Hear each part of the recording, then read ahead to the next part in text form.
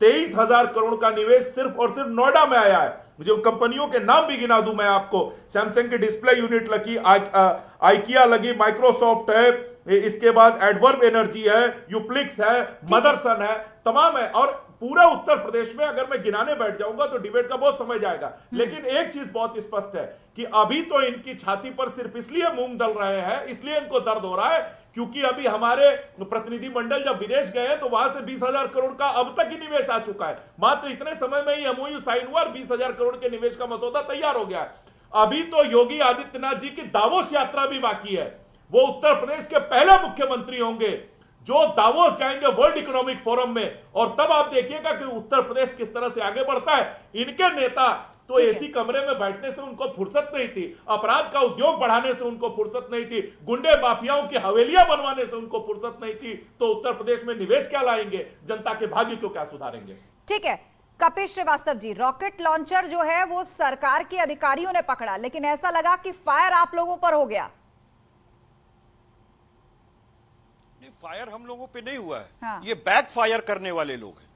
आप देखिए ना कि माननीय प्रधानमंत्री हमारे 220 जगहों पर गए विदेश में, और मेक इन इंडिया का शेयर औंधे मुंह गिर गया। आखिर देश का नुकसान किसने किया? इनके लोगों ने किया। जो ओला उबर को ऑटो सेक्टर में मंदी के लिए कारण बताते हो, जो महंगा प्याज होने पे कहते हो कि खाना छोड़ दीजिए, जो लोग कहते हो कि चीनी खाना छोड़ देना चाहिए, करेला उगाइए, तो आप सोचिए कि इनकी सोच कहां है। इनकी सोच विकास परक है ही नहीं, वरना जीडीपी माइनस में कैसे चली जाती। आज बांग्लादेश में चीन से भागे हुए सारे विदेश के उद्योग चले गए। बांग्लादेश का जो जीडीपी है वो हमसे ज्यादा प्लस में है, उनका टका हमसे ज्यादा मजबूत हो रहा है। हम दिन प्रतिदिन गिरते जाते हैं, और हमारी वित्त मंत्री जाकर के अमेरिका में कहती हैं कि डॉलर मजबूत हो रहा है, रुपया कमजोर नहीं हो रहा है। आप इस बात को सोचें कि ठीक है, आनंद दुबे इस बात का जवाब देना चाह रहे हैं। व्यर्थ की बातें करते हैं। ठीक है कपिल श्रीवास्तव जी, वो गजल और शायरी सुना रहे हैं, आपने बहुत महत्वपूर्ण बिंदु रखा, बहुत मजबूती से अपनी बात रखी। अब आनंद दुबे उसका जवाब देना चाहते हैं, उसके बाद मैं रुक करूंगी अभिमन्यु त्यागी जी का। मुझे नहीं पता कि कपिल श्रीवास्तव जी कहां अखबार पढ़ते हैं और कौन सी दुनिया में रहते हैं, मुझे इसकी जानकारी नहीं है। लेकिन कपिल जी पढ़ लीजिए, चाहे आईएमएफ हो, चाहे वर्ल्ड बैंक हो, चाहे क्रिसिल हो, जितनी भी रेटिंग एजेंसियां हैं, उन्होंने ग्रोथ रेट प्रोजेक्ट किया है कि भारत की जीडीपी जब सारी दुनिया की जीडीपी भी डूबती रहेंगी तब भी सबसे अव्वल रहेगी। इसको पढ़िए कम से कम। और छोड़ दीजिए, हमारे ही शासनकाल में ब्रिटेन को पछाड़ कर हम दुनिया की पांचवी बड़ी अर्थव्यवस्था बन रहे हैं। और आज बातें करना बंद कर दें हो रही है क्योंकि डिफेंस सेक्टर अगर आपके पास है तो आप शो ऑफ कीजिए। बढ़ रहा है, डिफेंस सेक्टर में हमारा एक्सपोर्ट बढ़ा है। डिफेंस सेक्टर में आपके समय में उत्तर प्रदेश को दहलाने के लिए कट्टे और रिवॉल्वर बनवाते हैं, हमारे और 250 लोग शहीद हो जाते हैं। शर्म और हया नाम का निर्माण किया जा रहा है। आप लोग उत्तर प्रदेश को लूट कर अपने खजाने भरते थे।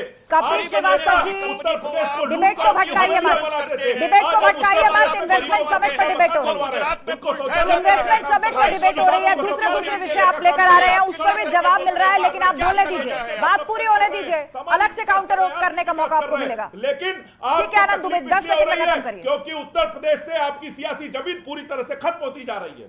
ठीक है अभिमन्यु त्यागी जी, यहां पर बहुत बड़ा दावा सरकार की तरफ से किया गया कि योगी आदित्यनाथ उत्तर प्रदेश के ऐसे पहले मुख्यमंत्री हैं जो दावोस तक जा रहे हैं। सरकार के जितने भी मंत्री और अधिकारी हैं अभी वो दौरे पर हैं, लेकिन 20,000 करोड़ से ज्यादा के एमओयू साइन हो चुके हैं।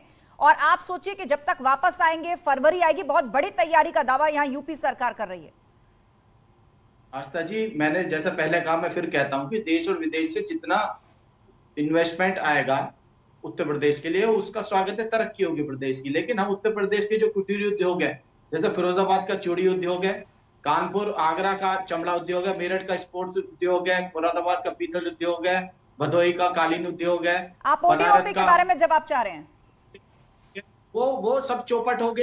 इसी तरह से इंडस्ट्री चौपट है, उन इंडस्ट्रियों को कैसे प्रोत्साहन दिया जा रहा है। आप ओडीओपीज पर जवाब चाह रहे हैं? आनंद दुबे जी, ओडीओपीज पर जवाब चाह रही है कांग्रेस पार्टी। अलग अलग शहरों का जो मशहूर है, उनका कहना है कि उसके अंतर्गत जो इकाइयां हैं, एमएसएमई वो चौपट हो गई हैं।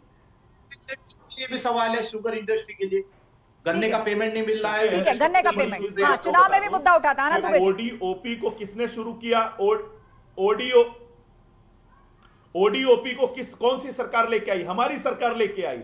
हमने उत्तर प्रदेश के प्रत्येक जिले के उत्पादों को इंटरनेशनल मार्केटिंग करने का काम किया। आपको याद होगा कि अभी प्रधानमंत्री जब विदेश यात्रा में गए थे तो उन्होंने जितने भी विदेशी मेहमानों से मुलाकात की उनको उत्तर प्रदेश से निर्मित चीजों को देने का काम किया। आज उत्तर प्रदेश के ओडीओपी जो हमने स्कीम चलाई है उसके तहत जो है लगातार उत्तर प्रदेश का एक्सपोर्ट बढ़ता जा रहा है, लेकिन इन लोगों को ये चीजें दिखाई नहीं देंगी क्योंकि इन लोगों ने अपने आंखों पर टीन का चश्मा लगा रखा है और जो उत्तर प्रदेश की बर्बादी का सपना सिर्फ दिन रात सजोए रहते हैं, ये चाहते हैं कि उत्तर प्रदेश किस तरह तबाह बर्बाद हो ताकि हमारी राजनीतिक रोटियां सिकती रहे। ठीक है, शरद कोहली जी हमारे साथ हैं, अर्थशास्त्री, वो कुछ ऐड करना चाह रहे हैं, बहुत देर से कुछ कहना चाह रहे हैं। शरद जी। मैं राजनीति से नहीं आता हूं, मैं कुछ तथ्य ठीक करना चाह रहा था। अभी हमारे राजनीतिक साथी ने बांग्लादेश की बात करी थी। बांग्लादेश केवल और केवल टेक्सटाइल्स के लिए जाना जाता है और अब बांग्लादेश की भी हालत खराब है, उनको शायद ये जानकारी नहीं है। मैं उनके तथ्य ठीक करना चाहता हूं। दूसरी, उन्होंने बात करी थी कि डॉलर मजबूत हो रहा है, रुपया कमजोर नहीं हो रहा है। इसको सैद्धांतिक रूप से समझना होगा क्योंकि रुपया बाकी करेंसीज के खिलाफ मजबूत है, सिर्फ डॉलर की स्ट्रेंथ वो भी कपिल जी एक बार बात सुन लीजिए। इकोनॉमिस्ट है शरद कोहली जी, वो किसी पॉलिटिकल पार्टी से नहीं है, वो फैक्ट्स बता रहे हैं, उनकी बात सुन लीजिए कपिल जी। मेरे बीच में कपिल जी मैं तो पूछ रहा हूं वो किसी राजनीतिक विचारधारा से नहीं आते। कपिल जी वो किसी राजनीतिक विचारधारा से, कम से कम अर्थशास्त्री की तो बात सुन लीजिए। आप लोग आपस में पार्टी वाइज डिबेट करते हैं, एक दूसरे के फैक्ट्स को काटते हैं, वो आप कर सकते हैं, लेकिन अर्थशास्त्री की बात तो सुन लीजिए। कपिल जी गलत बात है। कपिल जी, आनंद दुबे, आप दोनों शांत होइए, बात पूरी कीजिए। कोहली जी, मैं तो तथ्य ठीक कर रहा हूं, मैं कोई फेवर नहीं कर रहा। मैं साथ में ये भी कहना चाहूंगा कि उत्तर प्रदेश का आज पूरे राज्यों की अगर हम रैंकिंग करें जीएसडीपी की तो उत्तर प्रदेश तीसरे नंबर पे आता है, परंतु अगर पर कैपिटा मतलब प्रति व्यक्ति आय के हिसाब से रैंकिंग करें तो 28वें नंबर पर आता है। ये उत्तर प्रदेश के लिए बहुत कुछ करने की अभी जरूरत को दिखाता है, पर तथ्यों को गलत तरीके से पेश नहीं करना चाहिए। आप कैजुअली कोई भी बात नहीं, आप दर्शकों को गुमराह नहीं, मैं सिर्फ क्योंकि एक्सपर्ट के नाते आया हूं तो मैं सिर्फ तथ्यों को ठीक करने का प्रयास कर रहा हूं। और दूसरी बात, जो जरूरी बात इसमें याद रखने वाली है कि पिछले 2.5 से भी 3 साल अब हो चले हैं, पूरे के पूरे विश्व ने बहुत कठिन परिस्थिति देखी है। उसमें एमएसएमईज, पूरे देश के नहीं पूरे विश्व के एमएसएमईज पे फर्क पड़ा है। छोटे मोटे व्यापार, बड़े से बड़े विकसित देशों में भी उनकी हालत खराब हुई है। इतनी हालत खराब हुई है कि आज विकसित देशों में रिसेशन आ चुका है, जबकि भारत में रिसेशन नहीं है। मुझे लगता है हमें जो चीज अच्छी है हमारे देश की, और अगर आज हमारा देश एक चमकता सितारा है तो है, इसको स्वीकार करने में हमें क्या एतराज होना चाहिए? हमें कोई एतराज नहीं होना चाहिए। मतलब जब पूरा विश्व फाइनेंशियली किसी कठिन स्थिति में होता है, हर बार हमने देखा है कि भारत की स्थिति उससे कहीं बेहतर होती है। दिक्कतें यहां पर भी आती हैं लेकिन बहुत जल्दी संभल भी जाती हैं, ये अर्थशास्त्री मानते हैं। अभिमन्यु जी, आप कुछ कहना चाह रहे हैं, मैं आऊंगी, लेकिन उससे पहले साजन सिंह जी, वो बहुत देर से हाथ उठा रहे हैं, बोले साजन जी। ऐसा है ना अवस्था जी, मोटी सी बात करना चाहता हूँ कि शरद कोहली जो अर्थशास्त्री जी बैठे उन्होंने कुछ पैरामीटर्स फाउंड करवाए थे। किसी इन्वेस्टमेंट कैसे आता, कोई पॉकेट में पैसे लेकर के नहीं आता है, कंडीसिव एनवायरनमेंट बनाना पड़ता है। तो क्या वो conducive environment ease of doing business, law order situation UP में इन्वेस्टमेंट के लिए है? नहीं। विदेश में घूमने के पहले आपको अपने घर की स्थिति ठीक करनी चाहिए कि आप में बिलीफ होगा, इन्वेस्टमेंट को विश्वास हो आप पे। 2007 में बहन जी ने जब सत्ता में आई थी तो निवेश मित्र का स्थापना उन्होंने किया था पहली बार। उसके फलस्वरूप 2011 में उन्होंने लैंड एक्विजिशन एक्ट को रेगुलेट किया था, उन्होंने इंट्रोड्यूस किया था, लैंड एक्विजिशन एक्ट बना था। तो ये सारी जो चीजें हैं, आपको कंडीसिव एनवायरनमेंट बनाने की, पर्यावरण देने की जरूरत होती है इन्वेस्टमेंट को अट्रैक्ट करने के लिए। जो सरकार नहीं कर रही है, इस पे हमें आपत्ति है। हवा हवाई प्रचारित अपने आप को ज्यादा कर रही है, इन्वेस्टमेंट से मतलब नहीं है। हमारी आपत्ति इस बात के लिए, ठीक है। आपका ये कहना है जब बसपा की सरकार थी तो निवेश के लिए अनुकूल माहौल बसपा ने ज्यादा बनाया था, भाजपा ने नहीं बनाया था। इस पर जवाब हम लेंगे, लेकिन उससे पहले अभिमन्यु त्यागी जी की भी बात सुन लेते हैं, फिर कलेक्टिव रूप से जवाब आनंद दुबे से लेंगे। बोलिए अभिमन्यु जी। जो इंडस्ट्री चलती है वो पीएनजी गैस पर चलती है, बिजली पर चलती है और डीजल जनरेटर पर चलती है। तीनों ही सबसे ज्यादा महंगे हैं दुनिया में, महंगे देशों में सबसे ज्यादा महंगा यहाँ मिलता है गैस और ये बिजली। इसके अलावा जो जीएसटी जिस तरह से लगाई जा रही है, ईज ऑफ डूइंग बिजनेस की बात कर रहे हैं। कल पुर्जे भी जो वो खरीदेगा, कच्चा माल भी जो खरीदेंगे, उसमें भी बहुत बड़े उन्हें रकम देनी पड़ेगी जीएसटी टैक्स पर। ऐसे ही उसमें इन पे बचेगा क्या इंडस्ट्री? भाई बहुत बड़ा सवाल है। ये ईज ऑफ डूइंग बिजनेस की बात कहाँ से कर रहे हैं, ये कहां से बात कर रहे हैं, कच्चा माल कहां से लेकर आएंगे? ये कह रहे हैं कि जो हमारी यहाँ की खुद की इंडस्ट्री है वही नहीं चल पा रही, सस्ती पीएनजी कैसे मिलेगी। पूरे उत्तर प्रदेश का जो व्यापारी है वो बैनर लगा कर घूम रहा है, विरोध कर रहा है हर जिले पर कि आप पीएनजी से मत चलवाइए इंडस्ट्री को, लेकिन इन सरकार को सुध ही नहीं ले रही, कोई प्लान नहीं है इन लोगों के पास, क्योंकि इनकी नीयत नहीं है। ठीक है, अब इसका जवाब आनंद दुबे से लेते हैं। आनंद दुबे जी, बसपा का कहना है कि अनुकूल वातावरण सिर्फ बसपा की सरकार में बना। कांग्रेस इस बात पर जोर दे रही है कि एमएसएमईज पहले ही ठप पड़े हैं, उनको चलाने के लिए पीएनजी की जरूरत पड़ती है, उसकी कीमतें बढ़ रही हैं। तो समाजवादी पार्टी कह रही है कि आप सिर्फ आंकड़ों की बाजीगरी करते हैं, जमीन पर कुछ नहीं। कलेक्टिव रूप से इसका जवाब देखिए, उत्तर प्रदेश की जनता ने इस बात को महसूस किया कि law and order Samajwadi party की सरकार हो या बहुजन समाज पार्टी की सरकार हो, उनसे बेहतर है। और यही वजह है कि फिर उन्होंने हमें चुन के भेजा सरकार के लिए। अगर लॉ एंड ऑर्डर खराब होता तो निश्चित रूप से जिस तरह समाजवादी पार्टी आज विपक्ष में बैठी है, हम विपक्ष में बैठे होते। जनता ने तो हमारे काम पे मुहर लगाने का काम किया है, एक चीज। दूसरी चीज ये कह रहे थे कि मेक इन इंडिया का शेर औंधे मुंह गिर गया। इनको पता नहीं है, बिना पढ़े लिखे कपीस जी बिना होमवर्क किए मुझे लग रहा है आज बैठ गए हैं। 2014 और 15 में भारत का जो डिफेंस एक्सपोर्ट था वो था 1941 करोड़ रुपए, मात्र 1941 करोड़। 2021-22 में जो ये है बढ़कर 11,607 करोड़ रुपया हुआ, यानी 6 गुना ज्यादा उछाल आई है। और लगातार हम डिफेंस सेक्टर में, पहले हम हथियार खरीदते थे, आज हम हथियार अपने देश में बना रहे हैं, इस डिफेंस सेक्टर को मजबूत कर रहे हैं। और ये छोड़ दीजिए, ये तो जितनी लंबित परियोजनाएं छोड़ के गए थे, इनको पता नहीं होगा 334 सिंचाई की परियोजनाएं, सुन लीजिए ना, 334 सिंचाई की परियोजनाओं को हमने पूरा किया है। आप छोड़ के चले गए थे बंडई बांध, अर्जुन सागर, बाण सागर, जितनी परियोजनाएं हमने पूरी की। अरे साहब, आप तो पुल का उद्घाटन कर देते थे और उसके लिए बजट स्वीकृत नहीं करते थे।